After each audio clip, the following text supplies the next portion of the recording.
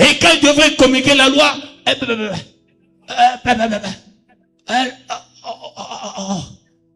et c'est de l'handicapé, nous avons reçu la loi mosaïque. Alors, non. Nous devons changer. Nous devons faire autre chose. Changeons. Mesurons-nous nous-mêmes. Tu viens ici pour regarder les autres bien, tu viens pour toi-même. Si l'autre ne fait pas bien, où est ton problème? Mais toi, améliore.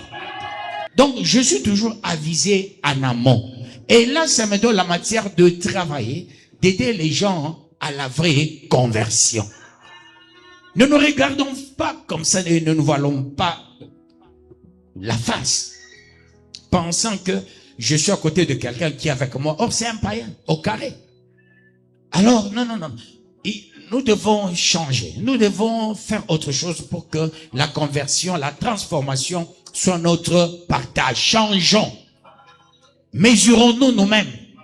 Tu viens ici pour regarder les autres bien, tu viens pour toi-même. Si l'autre ne fait pas bien, où est ton problème? Mais toi, améliore. Pourquoi? Laissez-moi dans la connotation ancienne. Dieu d'Abraham, Dieu d'Isaac, Dieu de Jacob. C'est là où il y a les fondamentaux de l'œuvre de Jéhovah. Mais voyez-vous, quand on dit Dieu d'Abraham, pour bien dire Jéhovah d'Abraham, analysons Abraham. Si nous entrons dans la source d'Abraham, Abraham, fils de Terah. Terah est un idolâtre patenté, fossoyeur, un monsieur qui était ancré dans la doctrine de l'idolâtrie. C'est de là Abraham est sorti. Première entorse. Deuxième entorse. À quel âge Abraham a eu l'enfant? Un mariage stérile. Stérile. Parce que Abraham, ils avaient le bonus par rapport à l'âge. Si c'était à ce temps-ci, Abraham mourrait sans enfant. C'est parce qu'ils avaient un bonus. Et c'est d'Abraham qu'il va impérativement avoir son soubassement. Jéhovah d'Abraham, Dieu d'Abraham. Et quand on analyse Abraham, en cours de route, à cause du mangeaille, à cause du matériel, et il dit tout bonnement à sa femme, tu diras que tu es ma soeur. Je vais te donner au roi égyptien. Il te prend, et moi je reçois à manger. Et c'est de celui-là, on dit, on se réfère à lui.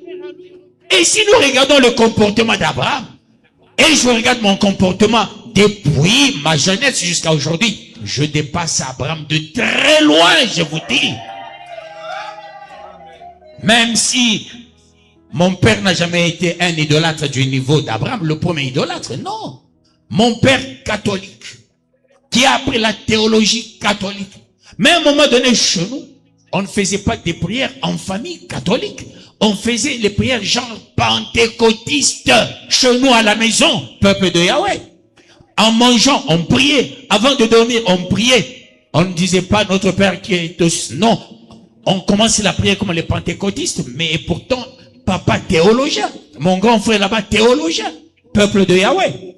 Mais Abraham, si nous pénétrons son histoire, sa femme lui dit, comme je n'ai pas d'enfant, regarde ma servante, couche avec ma servante, je vais porter l'enfant sur mes genoux. Abraham n'a même pas eu peur. Il n'a même pas dit, on me tente oui ou non. Vite, Abraham. Il enlève sa soutane. Une petite fille. Viens. Serre mes bras. Enlève ton sou. Monte sur le lit. Il ne se dit même pas, ma femme viendra avec le fouet. Il arrive jusqu'à la fin, jusqu'au boutiste Abraham. Il a fait un enfant. Et notre foi vient de cet homme-là. Hein? Mais quand on quitte Abraham, on va chez Isaac. Isaac, oui, c'est le rire. Isaac, à la fin, aveugle, trompé par les enfants. Il n'a pas bien ciblé. Il s'est trompé prophétiquement. Isaac, quand même on dit Yahweh d'Isaac. Isaac s'est trompé éperdument au peuple de Yahweh. Au lieu de bénir l'autre, l'aîné, il a béni celui qui a porté la peau d'un animal. Et c'est là on dit Dieu d'Isaac. Mais quand on va chez Jacob, Jacob a commencé par faire la guerre avec Yahweh. Est-ce que moi j'ai déjà fait la guerre avec Yahweh? Mais lui il a combattu Yahweh. Une guerre terrible comme la guerre de 40-45 en un jour. Et comme la guerre de 8 jours de Colosie. Comme la guerre de 80 jours. Comme la guerre de Goma 1 et 2. Mais peuple de Yahweh. Il a fait la guerre. Et pour se séparer de Yahweh, qu'est-ce qui est arrivé? Jacob est devenu handicapé. Et aujourd'hui on dit Dieu d'un handicapé, Jacob. Que vous bénisse peuple de Yahweh. Et il ne s'arrête pas là. Il a eu des enfants avec 4 femmes. Grande sœur, petite sœur, domestique. Léa, Rachel, Zilpa, Bila. Mais nous disons Dieu d'Abraham, Dieu d'Isaac, Dieu de Jacob. Abraham qui a couché avec qui? Sa servante. L'enfant de Terah.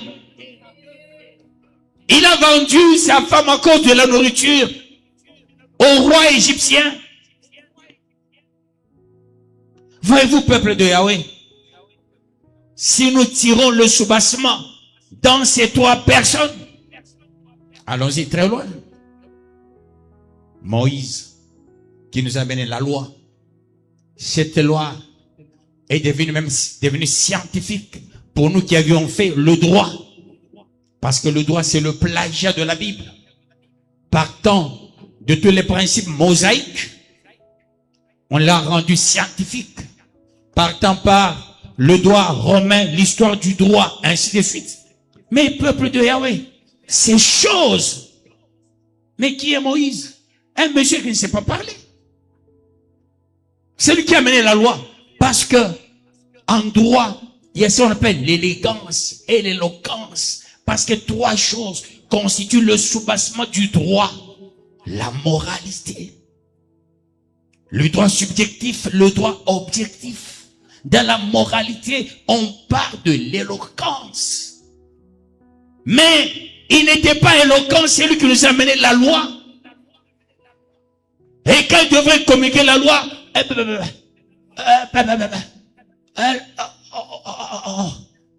et c'est de l'handicapé, nous avons reçu la loi mosaïque. C'est là commence ma fierté, peuple de Yahweh. Et je me dis, il faut avoir de l'ancrage en se mesurant de toutes ces choses-là pour foncer, avancer et vivre la remontada. La remontada. Il faut savoir se mesurer par rapport à nos précurseurs. Tout ce que nos précurseurs ont fait, qu'allons-nous faire? Que dois-je faire pour foncer, avancer? Tout.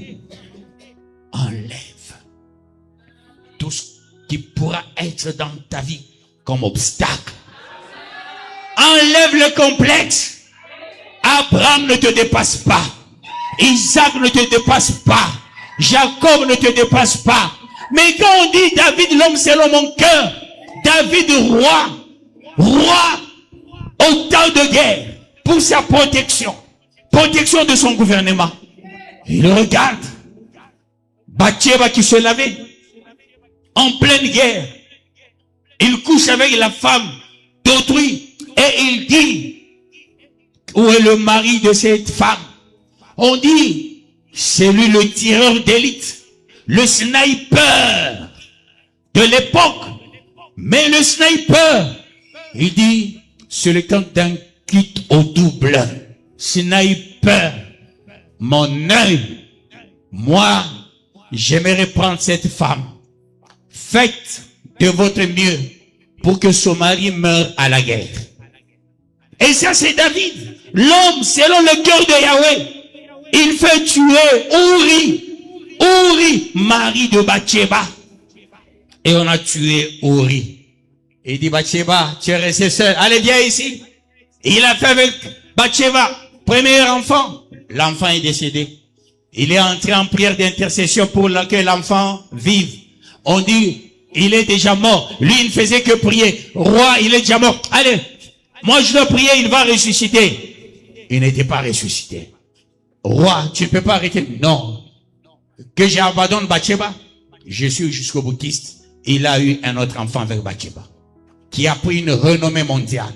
Peuple de Yahweh. Le riche de la terre. Le sage de la terre. Le meilleur de la terre. Mais on appelle David l'homme selon mon cœur. Peuple de Yahweh. Avec ses dards. Avec ces choses contre nature. Est-ce que Kalad peut vouloir la mort de quelqu'un pour rester avec la femme d'autrui?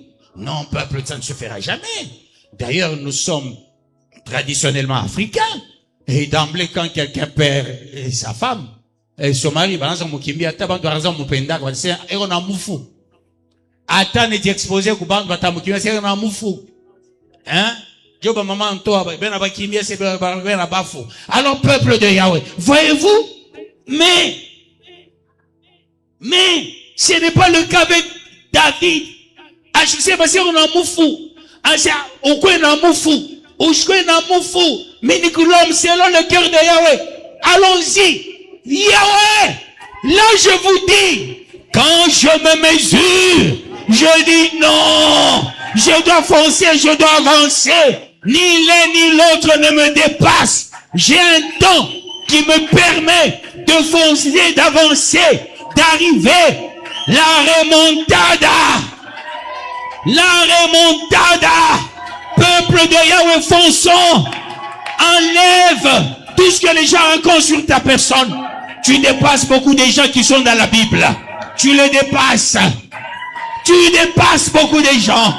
Il ne faut pas te leurrer. Cette femme qui avait plus de 7 démons, cette femme qui a fait tomber tout le village, et le roi, les enfants du roi, et tout le monde, c'est cette femme qui a touché les pieds de Jésus. C'est cette femme qui a versé l'huile sur la tête de Jésus. Maman, ma soeur, allez!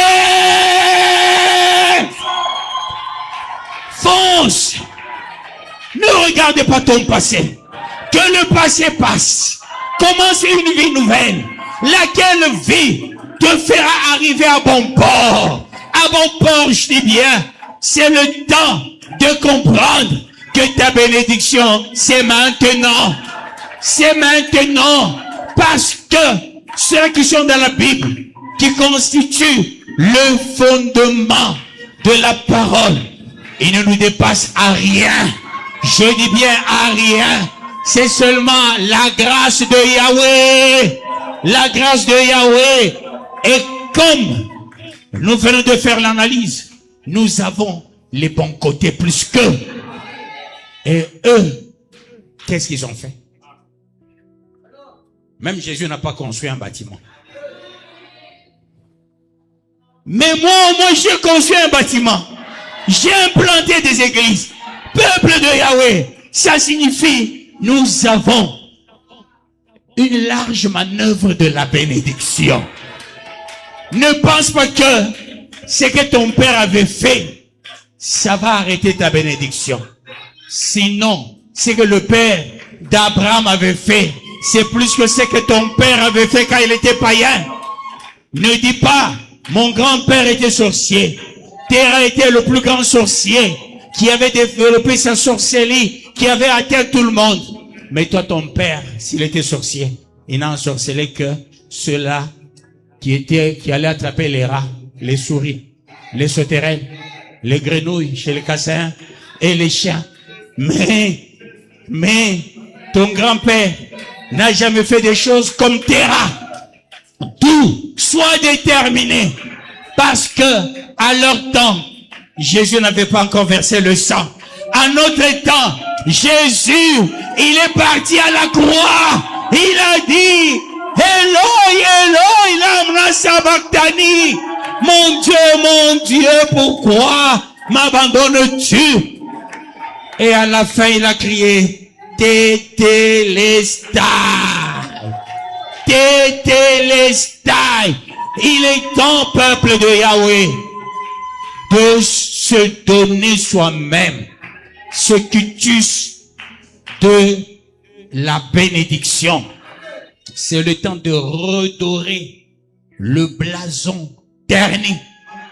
Redorer le blason terni voudra dire le temps de renouveau, du renouvellement, réhabilitation, régénération. Eh ben, je dis bien, cette parole de ce soir t'a sanctifié, t'a purifié. Cette parole a fait tomber le fétiche de ton village, fétiche de ton père. Cette parole a fait tomber tous tes péchés. Cette parole t'a purifié, t'a sanctifié. C'est le temps de foncer, d'avancer, d'arriver. Parce que c'est le temps de la remontada. Que Yahweh bénisse sa parole.